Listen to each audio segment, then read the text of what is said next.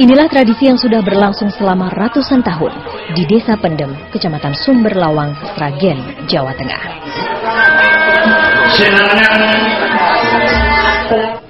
Hari pertama di bulan Muharram dalam kalender Islam atau 1 Suro dalam penanggalan Jawa menjadi hari yang dinanti warga untuk melangsungkan ritual Larap Slambu.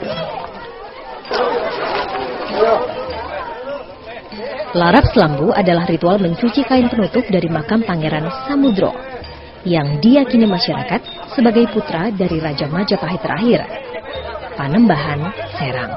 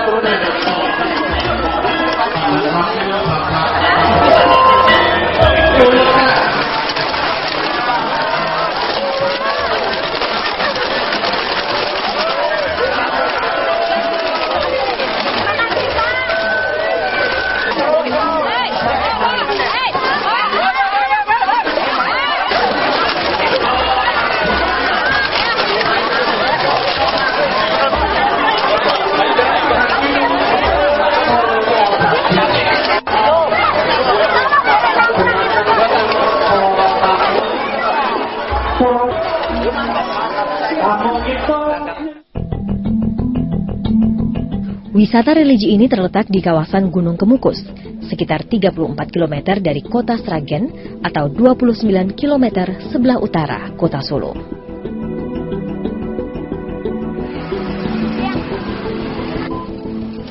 Daya tarik Gunung Kemukus berhasil menyedot ribuan pengunjung yang datang dari berbagai daerah. Menurut penanggung jawab pariwisata Gunung Kemukus, bila pada hari biasa jumlah pengunjung berkisar 25 hingga 50 orang, maka pada malam 1 Suro hingga siang harinya, jumlahnya meroket tajam mencapai 4.200% atau sekitar 2.150 orang. Seperti tahun-tahun sebelumnya, angka ini akan melonjak drastis 2 kali lipat pada malam puncak ritual, yakni malam Jumat Pon. Sejak lama, Gunung Kemukus telah diyakini sebagian orang menjadi tempat untuk mencari kekayaan atau pesugihan dengan cara meminta restu kepada Pangeran Samudro. Jaini, salah seorang pengunjung asal Jepara, Jawa Tengah, mengaku sudah 3 kali berkunjung ke Gunung Kemukus. Ya, satu ya jarak ya. Terus ya pengen kerjanya lancar, usahanya lancar kan. Wisata juga sih ya. Udah terkabul belum? Kan udah 3 kali sini. Saya kan dagang ya. Ya alhamdulillah lumayan lah.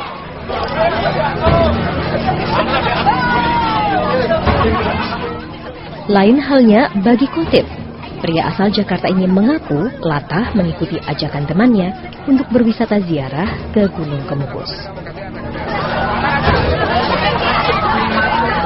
Saya baru kali ini, teman-teman bilang bisa mempermudah jalan rezeki masing.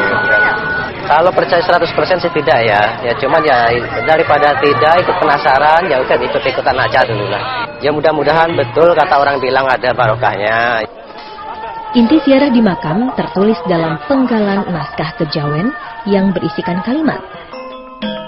Cedakno demenane kaya dene, yen arep nekani marang panggonane demenane. Dekatkan keinginan seakan-akan seperti menuju ke tempat kesayangannya atau kesenangannya. Ya, namun sayang, petikan naskah tadi banyak yang menafsirkannya keliru. Mitos ritual berhubungan badan dengan pasangan yang tidak resmi kadung menyebar di kalangan peziarah di Gunung Kemukus ini. Masalah hubungan seksual itu? Dari tahun berapa? Oh, itu sudah lama, Pak. Sudah lama, yo. Pokoknya semenjak saya bekerja di sini itu memang sudah ada, Pak. Mau masalah situ itu ada. Cuma sekarang lebih modern, ada karaoke. Iya, karaoke ada. Tiap itu warung-warung itu kan ada karaoke. Untuk nyanyi itu juga ada. Ya percaya tidak percaya sih ya. Yang penting saya kan setiap malam satu suro teman saya ajak ya ikut aja gitu. Katanya sih ada yang mau sama mau, ada yang pendatang, katanya pendatang.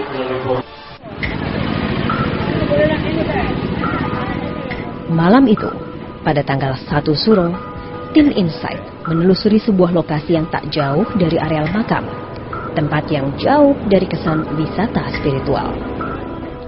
Di tempat ini ada beberapa orang yang penampilannya terlihat mencolok, bahkan tak layak disebut sebagai peziarah. Siapa dan apa maksud kehadiran mereka? Mitos ritual berhubungan badan rupanya telah menjadi legenda dan menjadi syarat bagi para pengunjung di samping berziarah dan menyucikan diri di Sendang Gunung Kemukus. Atas nama tradisi, mitos yang berkembang ini akhirnya dimanfaatkan para pekerja seks komersial yang datang dari berbagai pelosok daerah untuk menjajakan diri sebagai syarat pesugihan. Praktik prostitusi berkedok tradisi di Gunung Kemukus sepertinya terang-terangan dilakukan. Besok Mbak? Besok. Baru 10 hari dan. Maksudnya? Ini baru 10 hari. Oh di sini? Baru 10 hari? Baru sebelumnya? Belum di rumah. Oh. Berarti ini kan musuhan lagi sebenarnya. Musuhan? Musuhan Rene. Iya mas. Musuhan Rene. Ada mantan. Telepon aku sampai Rene. Oh betul mas. Oh berarti orang setiap hari di sini loh? Aku setiap hari, mulai sekarang setiap hari di sini. Oh mulai sekarang ya. Barunya datangnya baru. Kondi. Dari mana? Kondi. Solo nanti. Solo tiga. Mbak iya karangnya tuh mbak? Ini karangnya ini? Sini enggak ada. Kalau atas Atas nanti. Mas kalau atas mana tuh? Atas nanti mbak. Cerak makam. Lor makam. Ya. Kono nih. Oh. Kayak karaoke tuh mbak. Iya iya. Enggak suka karaoke. Berasa. Maminya enggak suka. Oh maminya. Ini nih enggak. Kan baru satu tuh. Oh,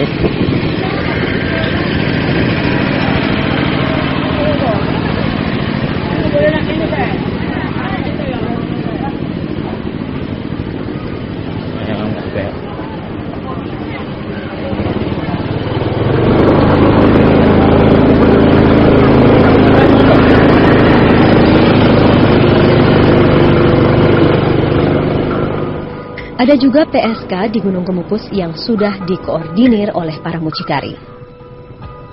Kemeriahan malam 1 Syuro rupanya telah menjadi magnet bagi mereka. Mana?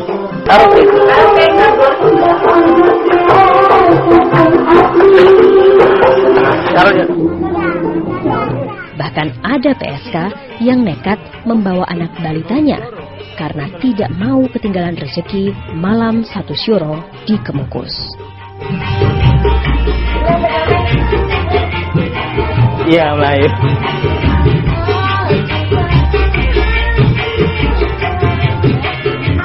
Entah apa hubungannya dengan tradisi ziarah, ruang karaoke pun tersedia di sini.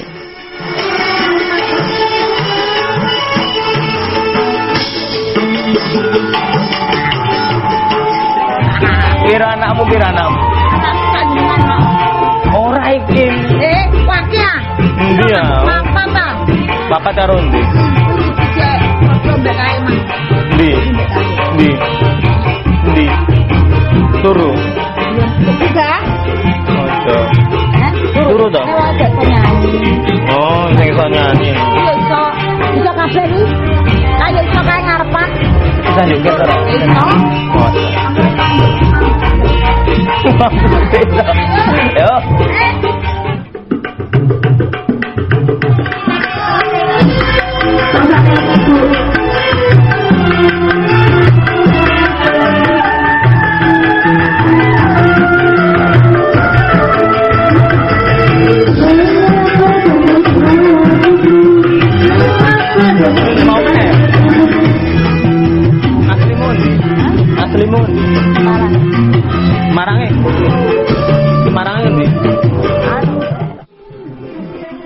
Di ruangan 3x4 inilah para tamu disuguhi sajian hiburan malam. Suasana di sini sangat kontras dengan label wisata ziarah yang melekat di Gunung Kemukus. Aku parkir sih kono. Parkir sih kono ya. Parkir lah. Diduga puluhan tempat seperti ini tersebar di sekitar area dan menjadi surga bagi para lelaki hidung belang. Kunjungan peziarah yang membludak setiap tanggal 1 Suro dan malam Jumat Pon benar-benar mendatangkan rezeki bagi banyak orang.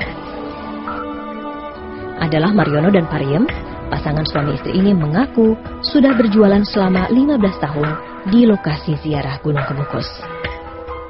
Kalau nggak ziarah, ibu kerjanya petani atau apa? Tani ya kerja, nanggon tebu ya kerja, ya anak tandur ya apa wae. Keuntungan yang ibu dapat selama malam 1 Suro tuh berapa sih, Bu? Ya 100.000 ya. Untuk kalau dagangannya entak ya 200 ya untuk. Pengurus RT di Desa Pendem yang dihuni oleh sekitar 1.000 jiwa ini tidak menyangkal bila wilayahnya kerap dicap sebagai tempat prostitusi. Walaupun pandangan orang lain itu jelek, berdasarkan lokalisasi, namun saya berusaha tidak dikatakan seperti itu. Contoh, pengajian juga ada, pengajian laki-laki juga ada, musola juga ada, hanya ya diikuti sama bapak anak-anak. Kemungkinan yang dikatakan Mbak tadi lokalisasi, anak-anak juga ikut sembahyang dan sebagainya. Itu keyakinan ya. Jadi bukan melegalkan, tetapi di sana kan keyakinan orang yang berkunjung. Kalau dia keyakinannya berkunjung, dia mempunyai keyakinan yang tebal bahwa harus berbuat seperti itu, kami nggak bisa menolak. Kami tidak melegalkan, di sana tidak melegalkan. Cuman kami juga sulit melarang juga. Sosiolog Universitas Gadjah Mada Ari Sujito menilai, fenomena ritual seks di Gunung Kemukus berkembang akibat didramatisasi oleh masyarakat. Sesungguhnya antara modernitas dan tradisionalitas yang isinya juga ada aktivitas seksualitas itu kepentingannya sama. Nah, cuman yang menarik ini kan kalau kita lihat di Sragen ini, pemerintah juga memberi ruang itu, dan saya kira ada keuntungan ekonomi yang masuk ke daerah, dan itu dianggap sebagai bagian dari objek wisata. Atas dasar kepentingan yang beragam antar pihak itu, reproduksi mitos, reproduksi keyakinan itu sampai sekarang masih eksis gitu.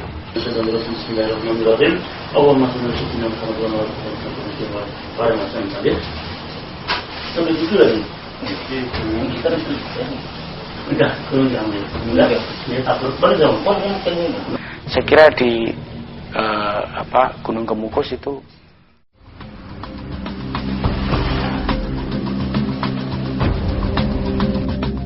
banjir peziarah di Gunung Kemukus tidak hanya mendatangkan rezeki bagi pedagang dan pekerja seks komersial. Pemerintah Kabupaten Sragen juga mematok pemasukan sangat besar setiap tahun dari tempat ini. Tahun 2013, Sragen menargetkan pemasukan sebesar 196 juta dari Gunung Kemukus. Hingga September 2013 saja, target yang sudah tercapai sekitar 132 juta rupiah. Itu yang mengurusi itu di Dinas Pendapatan. Kita hanya menarik pengunjung saja. Jadi kalau di tempat penginapan, terus warung-warung itu haknya yang narik itu dinas DP2KD. Target pemasukan digenjot setiap tahun. Namun pemerintah daerah seakan lemah dalam menghapus praktik prostitusi yang mewarnai wisata ziarah di Gunung Kemukus. Nah itu wisatanya betul-betul religius, minta kepada Allah melalui makam itu. Jadi tidak ada pengarahan harus melakukan kegiatan seks seperti itu, tidak ada. Itu hanya salah persepsi aja dulu. Belum lagi hiburan malam berikut minuman beralkohol yang menjadi menu pelengkap bagi para pengunjung Gunung Kemukus. Itu sudah kita jelas kita ada pengumuman di situ, para pengunjung dilarang membawa minuman keras. Itu di sana sudah kita atur. Warga di sini pun seolah tidak peduli dengan segala bentuk kemaksiatan yang melengkapi wisata ziarah di Gunung Kemukus. Bagi mereka, yang penting lembaran uang rupiah pun mengalir ke usaha mereka. Oh enggak terganggu Mbak kalau saya Mbak. Ya misalnya gitu sih, orang kan misalnya ya Mbak, kerjanya itu masing-masing. Kalau misalnya udah tahu kerjanya gitu kan, bagaimana lagi? Kalau dilarang, jadi soalnya pendapatan di sini tuh ya makanya itu tinggi. Jadi kalau memang tidak boleh ya nanti tidak ada pengunjung datang ke sini gitu. Pemerintah mesti memberitakan rugi. Soalnya pendapatan di sini itu besar gitu. Kalau tidak ada yang datang ke sini terus mesti kan pemerintah daerah kan memberitakan rugi gitu.